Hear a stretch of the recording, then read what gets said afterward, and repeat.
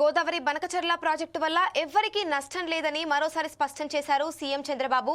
దీనిపై అనవసరంగా అసత్య ప్రచారం చేస్తున్నారని అన్నారు. సముద్రంలోకి పోయే నీళ్లను వాడుకుంటే తెలుగు రాష్ట్రాలు బాగుపడతాయని ఆయన అభిప్రాయపడ్డాడు. తెలంగాణలో ప్రాజెక్టులను తానెప్పుడూ వ్యతిరేకించలేదని అన్నారు సీఎం చంద్రబాబు.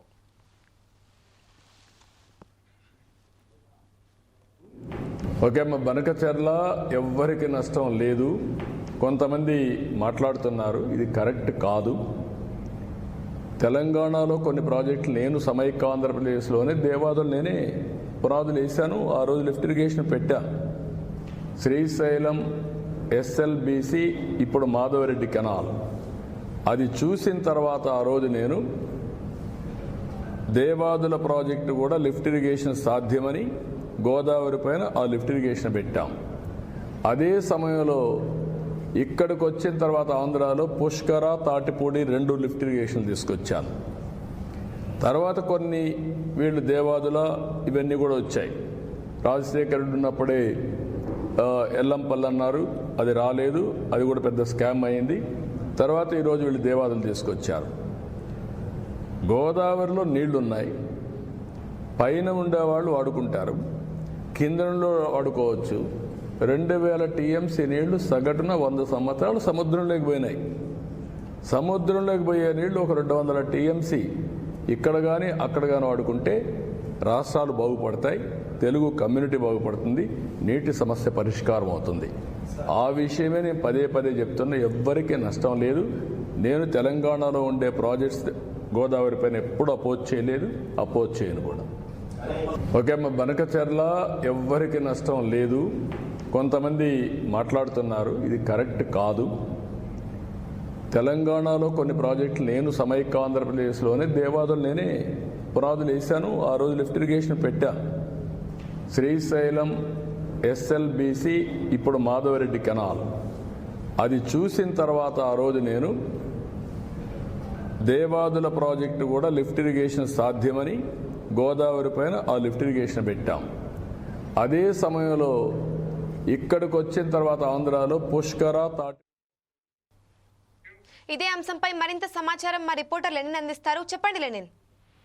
అమూల్య, గోదావరి బనకచెర్ల ప్రాజెక్టు వల్ల ఎవరికి నష్టం లేదని ముఖ్యమంత్రి నారా చంద్రబాబు నాయుడు మరోసారి అయితే స్పష్టం చేశారు. ఈ రోజు కుప్పంలో ఆయన విలేకరులతో మాట్లాడుతూ సముద్రంలోకి పోయే నీళ్లను వాడుకుంటే రాష్ట్రాలు బాగుపడతాయి అన్నారు. తెలంగాణలో ప్రాజెక్టులపై తను ఎప్పుడు వ్యతిరేకించలేదని చెప్పేసి కూడా నారా చంద్రబాబు అయితే తెలిపారు. నీటి సమస్య పరిష్కారం అయితే తెలుగు ప్రజలు బాగుంటారని చెప్పేసి కూడా తనైతే అభిప్రాయపడ్డారు. ఆ బనకచెర్లపై కొంతమంది మాట్లాడుతున్నారు, ఇది కరెక్ట్ కాదు. సమైక్యాంధ్రలో నాడు నేనే దేవాదుల పునాదులు అయితే వేశాను, లిఫ్ట్ ఇరిగేషన్ పెట్టాను అని చెప్పేసి కూడా సీఎం చెప్పడం జరిగింది. అదే సమయంలో అక్కడకు వచ్చిన తర్వాత ఏపీలో పుష్కర, తాడిపూడి 2 లిఫ్ట్ ఇరిగేషన్లు తీసుకొస్తామని చెప్పేసి కూడా తెలిపారు. వైఎస్ రాజశేఖర రెడ్డి ఉన్నప్పుడు వెలంపల్లి అన్నారు, అది రాలేదు. తర్వాత అది పెద్ద స్కామ్ అయిందని చెప్పేసి కూడా పేర్కొన్నారు. గోదావరి ఏడాదిలోనే సగటు 2000 టీఎంసీల నీరును సముద్రంలోకి అయితే వెళ్తున్నాయని చెప్పేసి కూడా తెలపడం జరిగింది. ఆ నీటిలో 200 టీఎంసీలు ఇక్కడ అక్కడ వాడుకుంటే 2 తెలుగు రాష్ట్రాలు బాగుపడతాయని చెప్పేసి కూడా అదే తను పదే పదే చెప్తుందని చెప్పేసి కూడా తెలిపారు. అయితే మనం చూసుకున్నట్లయితే సింగయ్య మృతి అంశము అతని కుటుంబ సభ్యులు వైఎస్ జగన్ కు కలవడంపై చంద్రబాబు స్పందించారు.